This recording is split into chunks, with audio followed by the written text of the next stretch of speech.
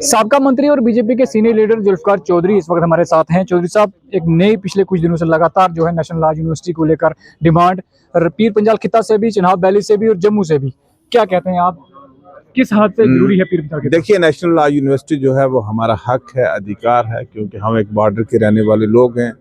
हमारे यहाँ लोगों ने बहुत हॉस्टिलिटीज़ का सामना किया है, चाहे वो क्रॉस बॉर्डर टेररिज्म हो, चाहे वो जियोग्राफिकल डिसएडवांटेजेस हो, चाहे वो हमारी इकोनॉमिक बैकवर्डनेस हो।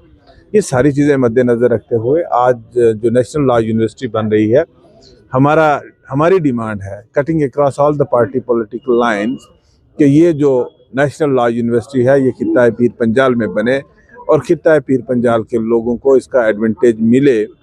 नेशनल एरेना पे मैं चाहता हूँ कि नेशनल मैप पे राजौरी पुंछ का नाम आए। देखिए, बहुत सारे इंस्टीट्यूशंस जो हैं वो बने हैं, जम्मू में बने हैं, श्रीनगर में बने हैं। हर चीज़ों को हम फोकस नहीं कर सकते एक जगह पे।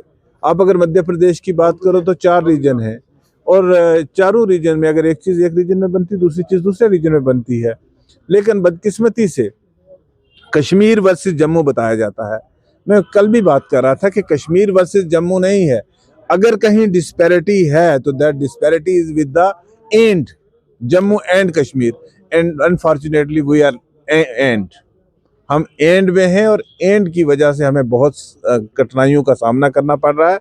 तो मुझे लगता है कि इस वक्त जो जम्मू कश्मीर की ऐवान में हिज़्ब इक़्तिदार में लोग हैं, राजौरी पुंछ के लोगों ने उन पर भरपूर एतमाद किया है। 7 मेंबर असेंबली जम्मू राजौरी पुंछ से चुन के जो गए हैं असेंबली में, ये इस वक्त उनका रोल बनता है। परसों बजट सेशन हो रहा है कि वो राजौरी पुंछ के लोगों की आवाज़ बने, वो NLU के लिए काम करें, और अगर उनकी आवाज़ को अनसुना किया जाता है तो मेरी उनसे गुजारिश है कि वो इस्तीफ़ा दे के आएँ। हम सब उनके पीछे हैं, वो इस्तीफ़ा दे के आएँ लोगों के बीच में, और लोग उनको आगे लीडर लेके बना के चलेंगे। लेकिन अगर वो आप कम करते हैं लीडरशिप के सामने और राजौरी पुंछ की बात नहीं करते, तो मेरे ख्याल से इससे बड़ी दुर्भाग्यपूर्ण बात कोई होगी। जुल्फकार साहब, पार्टी के आप सीनियर लीडर हैं, वाइस प्रेसिडेंट हैं, शगुन प्रहार आपकी विधायक हैं, वो दिल्ली में मिलती हैं, वो अपने खित्ता की बात करती हैं, आप अपने खित्ता की बात करते हैं, जम्मू के लीडर अपने खित्ता की बात करते हैं। कहीं ना कहीं बीजेपी के अलग अलग एरिया के लीडर अलग अलग एरिया की क्यों बात करते हैं? एक बात क्यों नहीं है बीजेपी की? नहीं, ये होलिस्ट, हर आदमी का फोकस तो अपने एरिया पे पहली प्रायोरिटी है। मेरा तल्लक मेरी मिट्टी से है, मेरा तल्लक मेरा राजौरी से है, मेरा तल्लक मेरा पीर पंजाल से है। मेरा पार्टी से पहले मेरा पीर पंजाल खित्ता। ऑफ कोर्स हमारी आइडेंटिटी जिस एरिया से है, पार्टी हमारे लिए सब कुछ है, इम्पोर्टेंट है। पार्टी का सामान हम बहुत करते हैं, लेकिन पार्टी मेरी नाइंसाफी नहीं चाहेगी। पार्टी मेरी चाहती है होलिस्टिक डेवलपमेंट। अगर शुगन परिहार जी की बात आपने की, तो डोडा किश्तवाड़ के साथ भी हिस्टोरिकल इनजस्टिस होता रहा है। Same historical injustice Rajouri Poonch के साथ है। तो अगर शुगन परिहार वहां की बात करें तो कोई गुनाह थोड़ा ना है। Ultimately she is chosen by the people of पाड़ा किश्तवाड़, तो उसको किश्तवाड़ की बात करनी है। हमने राजौरी पुंछ के लोगों की बात जुल्फकार नहीं करेगा तो कौन करेगा? डू यू एक्सपेक्ट कि राजौरी की बात मैं नहीं करूंगा तो कोई कठुआ से आके करेगा या बारामूला से आके करेगा? It's me, I have to speak for that. लेकिन वो किश्तवाड़ की कर रहे हैं, आप पीर पंजाल खित्ता की कर रहे हैं, कहीं अगर वहां अगर मिलता है तो आपको एतराज होगा? हम ये कहते हैं कि हर चीज की जस्टिफिकेशन होनी चाहिए। ये नहीं होना चाहिए कि आपने सिर्फ 2 जो प्रोमिनेंट प्लेसेस हैं उन्हीं को खुश रखने के लिए करना है।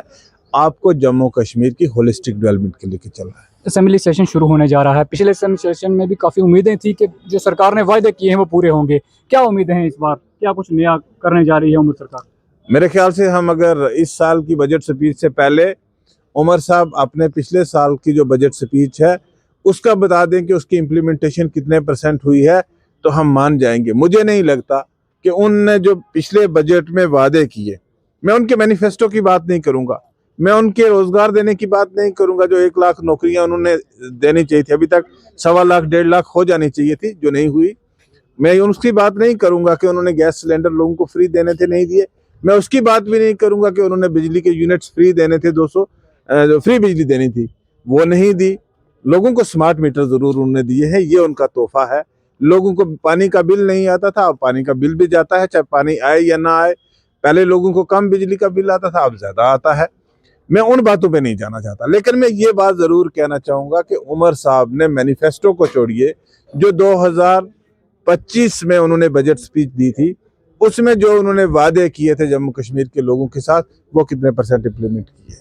यानी आपको उम्मीद है कि कुछ ना कुछ, क्या कहते हैं, जिस तरह से दावे किए जा रहे हैं, कह रही है कि देखिए, सेशन खास होने देखिए, वाला है ये।